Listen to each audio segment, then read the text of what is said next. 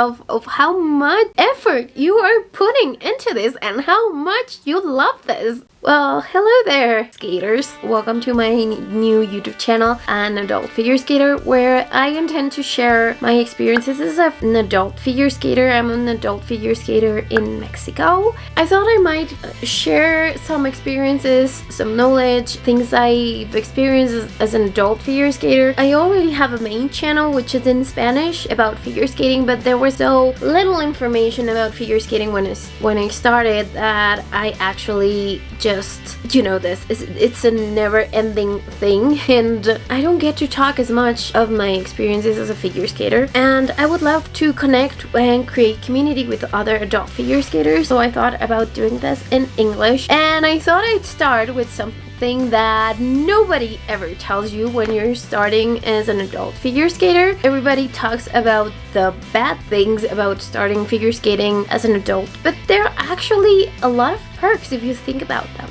So I want to go over them, and if you're new to this journey of being an adult figure skater, congratulations and welcome. This is going to be a ride, so let's begin. So the first perk of being an adult figure skater is that you get a community of people who are passionate about skating instead of just kids competing against each other. It's no secret that once you become an adult, it's harder making friends. Has this happened to you? It just gets harder and harder as you get older, but when you start skating as an adult, you meet a lot of people who love and struggle with the same thing, figure skating. Some of my best friends I've met in my adult life came from skating, or we have bonded over skating, so I think that's a great perk, because in the end, we like to support each other, because being an adult figure skater, I'm not gonna hide it, it's a struggle. You're not as flexible, you don't have the same energy as kids do. Maybe you have problems coordinating or, achieving some amount of strength, and all of that makes it harder. But it's nice to meet people who struggle like you, because in the end, we're not pursuing an Olympic dream like some kids or some kids' parents do.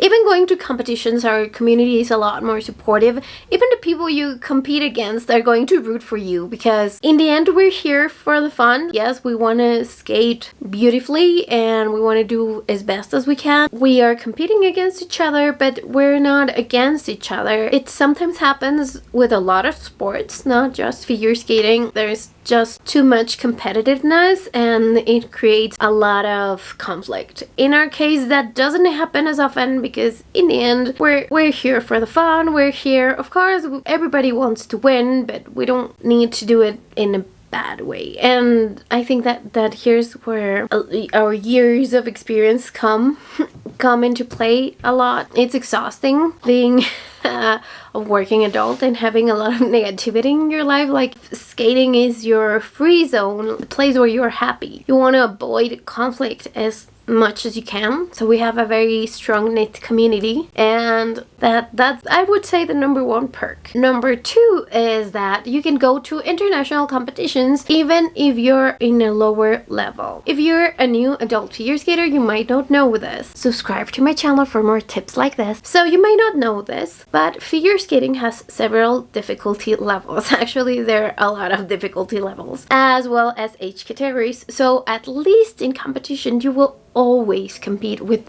people who are around your same age and skill level. What you might not know is that young figure skaters who want to participate in international competitions and represent their countries, the first thing that they have to achieve is reach that maximum top skill level, which is very hard to achieve, by the way. However, as an adult, you will only need to reach skill levels where you get your single jumps, and I think not even all of your single jumps, to be able to participate, because the levels are measured differently. I think it's done in a very tasteful, realistic way, how the skill levels for adults are categorized. If you want to go to an international competition, you will only need what they call a bronze level, which requires single jump. That's pretty neat. I mean, if you compare that against young skaters who need to be able to perform triple jumps to be able to go and represent their countries in international competitions. Well, that's a big perk, if you ask me. Because reaching to a skill level where you can perform triples, it's a lot. So this does not mean that adult competitions are easier. I wouldn't say that. They're a lot of work. And if you want to win, if you want to be with the top skaters, you really, really have to work for that. Definitely winning a medal in an international competition is a lot of hard work. Number 3 is that you can set your experience as a human to your artistry. So artistry and expression definitely is nurtured by experience. And you, my friends, have a lot more experience than 14-year-old girls who are skating quads. So you can get all of that emotion and expression and just life experience into interpreting your programs as beautifully and as heartfeltly as you can. I don't mean that no 14-year-old skater can do a great artistry job, but it's not the standard. That they are the fewer skaters, and we might not have the highest levels of skills. Well, at least me. I know there are a lot of adults that can do doubles. Like, I'm not comparing to anyone else, but I do think that adults have an edge when it comes to performing the music and filling it out with artistry. As ever, there are exceptions to the rule, but I think that's something that we can really bring into the table and really make adult competitions interesting. And I also know that a lot of adult competitors enjoy a lot more doing their artistic routines than their technical routines. Count me in. Number 4, you are aware in a very broad sense of how much it's costing you to be there. And I don't mean that just in the financial sense of the word. I mean, of course, you know how much you paid for your private lesson, you know how much you paid for your skates, you know how much you paid for your ice time, you know all of these things. Like, you know how hard you work to be able to afford figure skating. That's a no-brainer. There is no question about that. But for example, when you're a kid and you start doing something, even if it's something that you love, and this happened to me when I was a kid, and maybe your parents were different than mine. Even when I was doing something that I loved, I would eventually grow tired or demotivated. My parents, they really didn't want me to do something I didn't love anymore, so it didn't matter that they had already, you know, paid for lessons, for uniforms, for that kind of stuff. If I wanted to quit, they would just let me. Now that I'm an adult, quitting is just like, no, I can't, because I already paid for this and this and this. And also, just leaving the financials aside, you know, like I'm already emotional. As an adult, you know how big of a struggle it is, because you have a job to pay for your figure skating and your other living expenses, and you know that maybe you only have a couple of hours a week, a couple of hours a day to dedicate to skating, so you have to do it as much as you can. You try to go into your private lessons and absorb as much as you can. Maybe you're like me, who is totally obsessed with the sport, and maybe I don't get to go to the ice rink someday, but I try to, you know, practice my flexibility, just stretching at home a little bit, or training my core, or trying to be stronger, or trying to understand figure skating rules in general better, understanding certain moves a lot better, just watching tutorials and videos and reading stuff and that sort of thing. So you know how much you enjoy this, you know how big of a struggle it is to find the time to really get your whole brain and body into the moment. You're aware of these things. When you're a kid, you are not aware of these things, and it's very easy just to go on to the next thing. But when you're an adult, you're really aware that there's going to be good days and there's going to be bad days, and that's fine. that's part of a learning curve. But you kind of have all of this awareness of how much effort you are putting into this and how much you love this. And even if you have a bad day, even if you're struggling with a move or a jump or a spin, you know this is what you want to do. You set yourself goals. You get all of this positive adult stuff in the activity that you get to love. You get to love fully and wonderfully. Maybe it's just me. Let me know in the comments. Number 5, we have our own worlds and Olympics. Yes, you heard that right. Your Olympic dream is not over yet, my friend. The World Master Games are actually Olympics for athletes over 35, and there are yearly World Championships that take place every single year in Germany, in Oberstdorf. I have a lot of friends who have participated. This is one of my long-term goals. I want to go and participate at Worlds like that. That would be my dream. And also go participate and do a good performance there. Like, I don't know, top 10 performance? That would be amazing. As I was saying before, with the international competitions, you can participate with a bronze level. That is a skill level that requires you having single jumps. As I was saying, I think you don't need all of them. I mean, you need to crack the numbers if that would be competitive. Of course, everybody wants to go and win a medal, but in the end, it's not the main reason you want to participate in an adult world championship. At least not me. I wanna absorb the whole experience. If I get to do a good part, that would be amazing, but I know that it's a ton of work.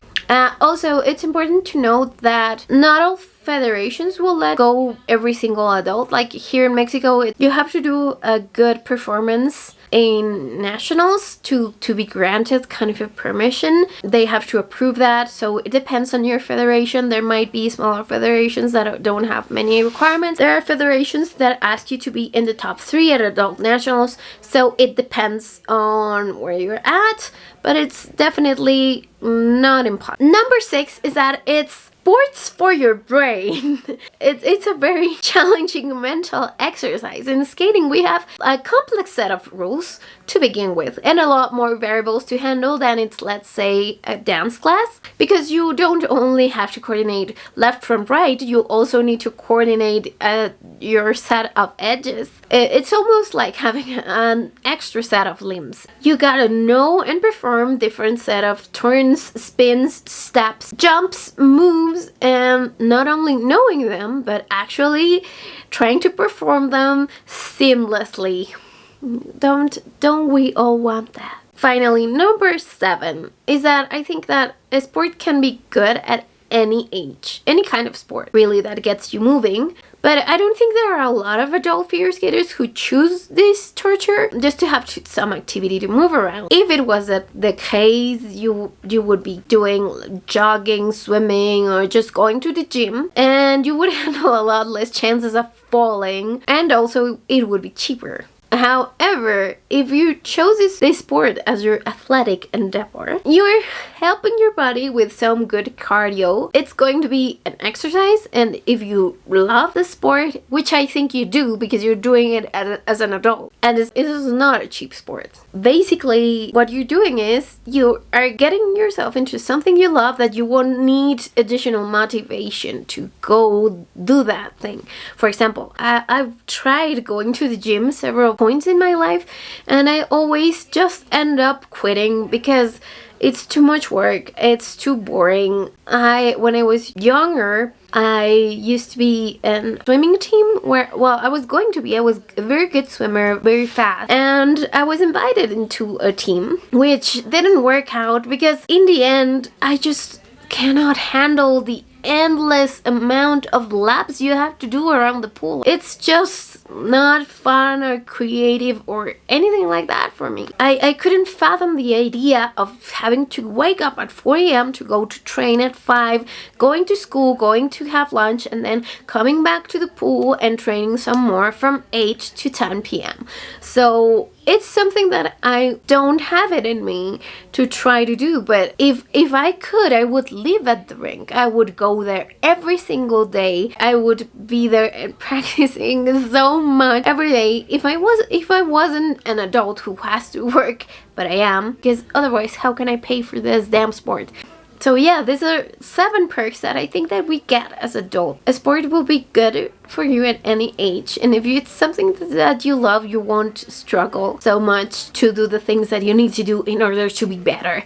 That's actually a perk, an amazing thing to have in a sport. I guess there are people who can do the lap or go jog or whatever just to see some physical results in their bodies, but I'm not like that. I care about doing something I love, that is creative, that feeds my soul. And that's how I find it easy to go skating, or to even go to the gym so I can build up more strength, or I can work my cardio so I can complement everything. In the end, I ended up doing the things I thought I didn't want to do, but I have a good reason to do them, so it's not so bad. If you like this video, or if you know any other perks of starting figure skating as an adult, please leave them in the comments. Subscribe. Yeah, Happy New Year, everybody in the adult figure skating community, and I'll see you in the next video. Bye!